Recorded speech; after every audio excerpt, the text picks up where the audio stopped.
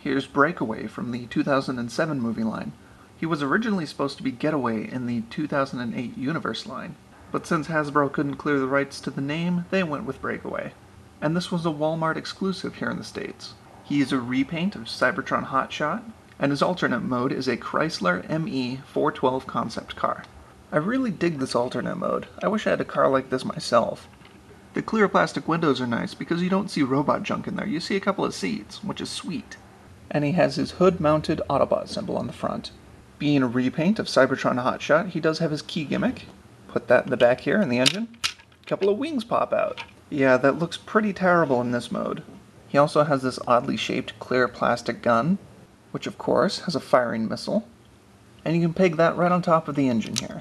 And it can rotate 360 degrees, so now it's a car tank. Threatened yet? Pew! It has a couple of lame gimmicks, but it's such a sweet car mode that I can totally forgive that. So let's robot.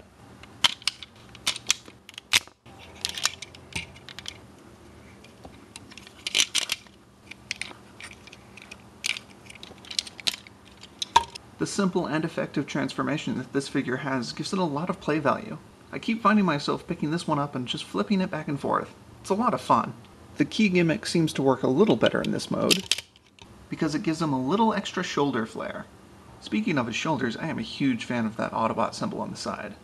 I'm also really digging the chest, and just the overall look of this figure. It comes together so nicely. He still has his little gun thing here that he can hold quite nicely. Though it does look a little odd, at least he's armed. Many Autobots just aren't, and that's a shame. His articulation is decent, but lacking. 360 head. The shoulders have 3 points of articulation, here, here, and here. Ball-jointed elbows. He also has these neat little sculpted cannons. Ball-jointed hips, 90-degree knees, very slight and mostly useless toe pivot. So aside from his rather limited articulation, the only real flaw he has is his backpack.